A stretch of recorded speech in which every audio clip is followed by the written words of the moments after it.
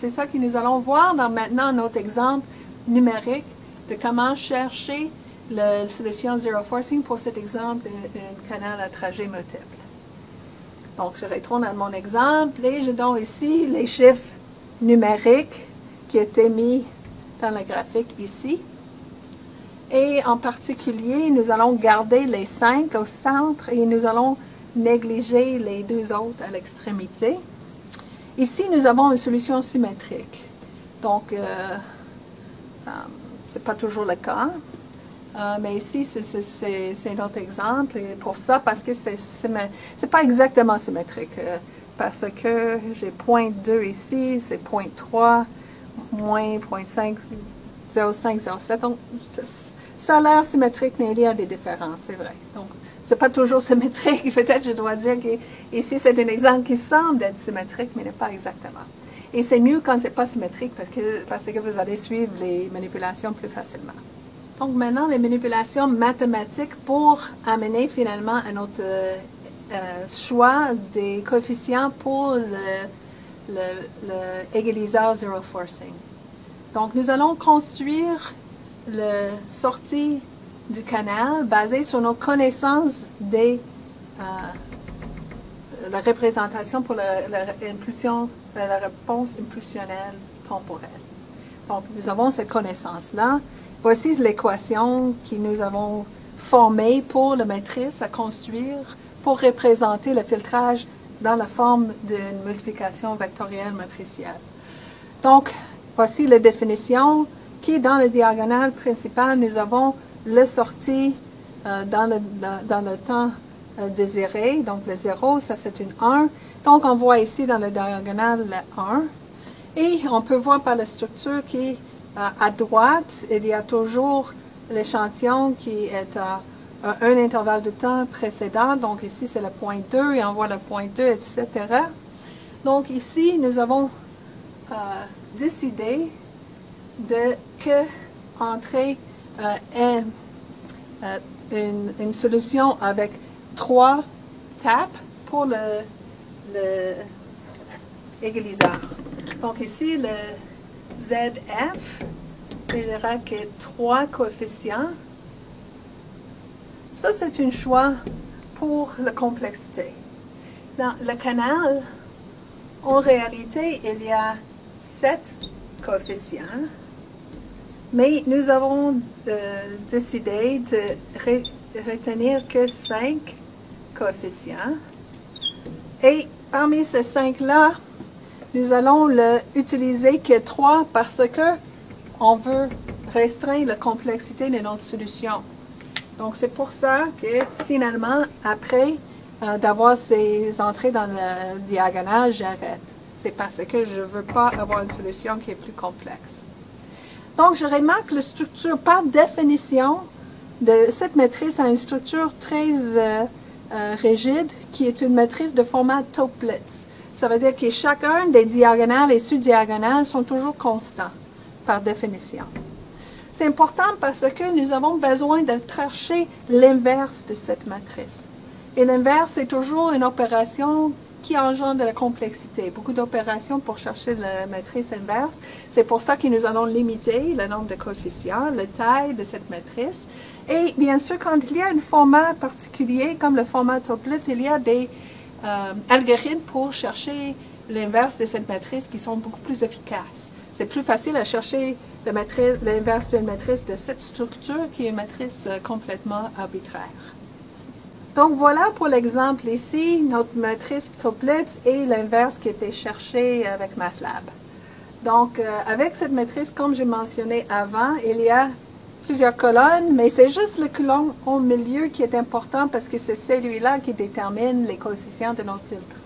Bien sûr, il faut calculer toute la matrice pour avoir accès au colonne au milieu. Donc, notre connaissance de canal nous a permis de chercher ce filtrage inverse. Multiplication avec le résultat désiré de l'impulsion nous amène, bien sûr, c'est ce que j'ai dit exactement à ce colonne au milieu. Et ça maintenant on sait c'est quoi les coefficients de nos filtres, on le voit bien ici. Donc, on peut maintenant chercher la sortie de notre filtre. La sortie, la version égaliseur, ça va être donné par la convolution de notre entrée avec les coefficients de notre filtre. Donc, on applique l'équation pour la convolution. Et finalement, voici la solution pour la sortie. Et nous voyons, premièrement, nous avons mis ici les valeurs qui venaient de la réponse impulsionnelle originale. Et on peut voir que ici au milieu, ça c'est la sortie après, ça c'est le graphique ici de l'égalisation. Et nous avons bien sûr ici, nous avons m égale à 0, nous avons 1. Et ici, m égale à moins 1, m égale à 1, nous avons succès, ça veut dire que la ISI est exactement égal à 0 pour ces deux points-là. Si on remarque la prochaine, il n'y a pas d'interférence. Il en reste un peu d'interférence intersymboles ici. Pourquoi est-ce qu'il en reste? Parce que nous avons deux choses. On a négligé des termes et on a utilisé une fil qui était plus court. Donc, on n'avait que 3 termes dans notre égaliseur. Donc, pour ces raisons-là, bien sûr, il n'est pas réussi partout. Donc, parce que notre choix de considérer que 5 sur 7, ouais, pas vraiment ça, c'était vraiment d'avoir le nombre restreint des termes, juste 3 termes dans l'égaliseur. Nous avons vu le calcul à faire. Maintenant, nous allons voir la performance qu'on a atteint avec cette solution égaliseur. Donc, on peut regarder, par exemple, dans le domaine temporel, c'est quoi le résultat de notre filtrage zero forcing, et on peut voir aussi c'est quoi l'équivalent de notre égaliseur dans le domaine temporel. Donc, si on prend le alpha ici, temporel, et on fait le transformé de Fourier pour arriver à la réponse en fréquence pour cette filtre-là, ça va nous aider à voir c'est quoi la performance. Parce que qu'est-ce qui arrive ici dans le domaine de égalisation, comme nous avons vu dans le graphique tantôt, quand le signal était faible, on a amplifié. Quand le signal était fort, on a atténué pour que finalement il y aura un résultat plat. Mais cette manipulation d'augmenter certaines situations, elle va augmenter le bruit dans ces fréquences, ces bandes de fréquences aussi. Donc, on peut utiliser cette approche fréquentielle pour faire l'analyse sur l'impact du bruit et le fait que le bruit va être amplifié dans certaines sections. Donc, le niveau après l'égaliseur est donné par cette expression qui est basée sur les coefficients dans le domaine temporel. Et si nous regardons, il y a la partie ici qui est reliée à le rapport signal à bruit à l'entrée, et l'autre partie représente la perte par rapport à cette rapport signal à bruit. Donc, cette partie-là est la partie qui nuit aux performances. Donc, c'est comme d'avoir une pénalité. C'est comme d'avoir un rapport E sur 1,0 qui est plus faible que la réalité au cause de l'exploitation de cet égaliseur. Donc, nous avons bien forcé peut-être à 0 la contribution à ASI si nous avons une égaliseur assez longue, mais en même temps, on ne peut pas éviter d'avoir eu cette augmentation de bruit. Donc, prenons notre exemple avec ces coefficients pour ce canal, et on peut voir que c'est une perte de 1,78 dB au cas de E sur N0. Donc, ça veut dire que nous pouvons éliminer le plancher, ça sera bien, mais il y aura un décalage quand même, une perte E sur N0. Donc, encore une fois, je retourne pour voir pourquoi est-ce que nous avons cette perte. C'est au cause de la manipulation de bruit qu'ils ont fait. On a concentré sur la manipulation du signal. On a manipulé le signal pour forcer à 0 la contribution de ASI. Mais si on prend ces mêmes manipulations et on regarde maintenant, qu'est-ce que ça passe avec le bruit quand on fait ces mêmes manipulations? Mais on prend notre signal, ça passe par le canal, c'est reçu au récepteur. Le récepteur, c'est un récepteur électronique qui introduit des bruits additifs gaussiens, comme le bruit thermique. Et à cause de ça, après, nous allons traiter cette idée capturée avec ce circuit électronique. Et ça, c'est notre égaliseur. Donc ici, c'est le bruit. Et le bruit additif gaussien, il est plat dans le domaine fréquentiel. Et qu'est-ce qu'on arrive quand on arrive plat? On va augmenter certaines sections du bruit. Donc, le bruit est augmenté dans cette bande de fréquence. Et il y a peu d'énergie là. Donc, la réponse signal à bruit, c'est épouvantable. Donc, c'est vraiment un impact important. Prenons par exemple ici l'exemple où nous avons des évanouissements importants dans certaines bandes de fréquences, où la réponse du canal va à 0, où on va atténuer jusqu'à 0 le signal. Mais à ce moment-là, c'est même impossible de chercher l'inverse dans cette situation. Donc, l'égaliseur de zero forcing n'existera pas parce que c'est impossible de chercher l'inverse de 0 divisé par 0, ça ne marche pas.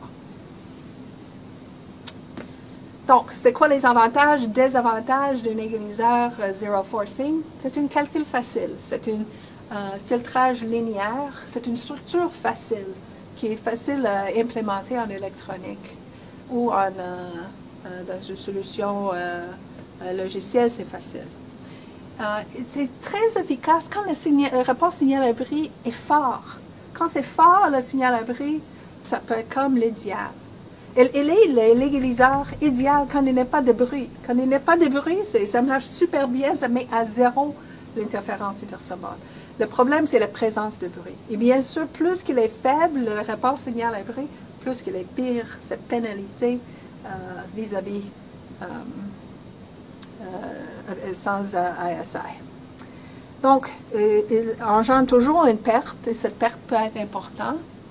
Et des fois, il est impossible de chercher l'égaliseur zero forcing parce qu'il y a nul dans la réponse fréquentielle. Et comme j'ai dit, la perte est importante dans certains canaux. Je vais retourner maintenant pour voir encore quelques exemples différents types de canaux. Donc, c'est intéressant, c'est de regarder le domaine fréquentiel, encore une fois, pour avoir plus d'intuition sur la performance d'égaliseurs dans certaines situations. Donc, nous avons ici 3 différents canaux. Ici, en bas, nous avons les coefficients de ces canaux. Donc, je peux utiliser ces valeurs pour calculer c'est quoi le zero forcing. Je peux chercher c'est quoi l'expression exacte pour la perte pour le zero forcing. Et je vais le faire pour ces 3 canaux. Et ces 3 canaux, on regarde ici, et on peut avoir une certaine intuition au niveau de la ISI. Mais si je regarde ici dans le domaine temporel, ça semble que le pire sera en bleu parce que c'est un exemple où l'étalement de la mémoire du canal est très longue. Donc on pense, wow, ça va être difficile, la performance ne va pas être bonne. Mais l'autre, c'est le canal avec juste 2. Peut-être, ça va être bon, peut-être. Donc, c'est difficile en regardant ces 3 canaux dans le domaine temporel, avoir une idée comment ça va aller. Mais, regardons maintenant dans le domaine fréquentiel. Réponse en fréquence. La fréquence en bleu, ça a l'air pas si pire. Il n'y a pas beaucoup d'atténuation, c'est presque plat pour assez longtemps dans le domaine fréquentiel. Donc, le bleu, ça semble correct, malgré qu'il y a des étalements de mémoire qui est plus long. Le rose, on voit des problèmes avec le rose parce que voilà notre exemple tantôt d'évanouissement. Le rouge, mais le rouge, ça ne va pas à 0, donc on doit être capable de chercher l'inverse, mais il y a quand même des atténuations pour les contenus fréquentiels plus élevés. OK, donc réponse en fréquence, réponse impulsionnelle. Donc, on va chercher l'inverse de ces canaux, et l'inverse ici, pas trop exagéré, ici difficile. Et l'équivalent de chercher l'inverse du canal, c'est de forcer les contributions de l'interférence intersymbole à 0. Chercher l'inverse, on va forcer à plat quand on sort. Donc, c'est ça. Deux interprétations de zero forcing. Qu'est-ce que ça passe dans le domaine fréquentiel? Forcé à zéro après d'avoir cherché forcé à plat après d'avoir cherché l'inverse dans le domaine fréquentiel. Ici, c'est l'interprétation dans le domaine temporel. À ce cas-là, c'est de forcer la contribution à zéro des contributions de l'interférence intersymbole. Donc, maintenant, on peut comparer domaine fréquentiel, et c'est ça que j'utilise pour contraster avec la performance. Quand on remarque pour le bleu, c'est très proche de la courbe idéale, comme si l'interférence intersymbole était complètement éliminée. Par contre, il y a une perte importante pour les deux autres canaux. On peut voir que le mauve est un peu pire, mais le rouge est aussi pas très bon. Ça, c'est à cause de l'atténuation importante pour les hautes fréquences. Donc, grande perte vis-à-vis de la performance idéale.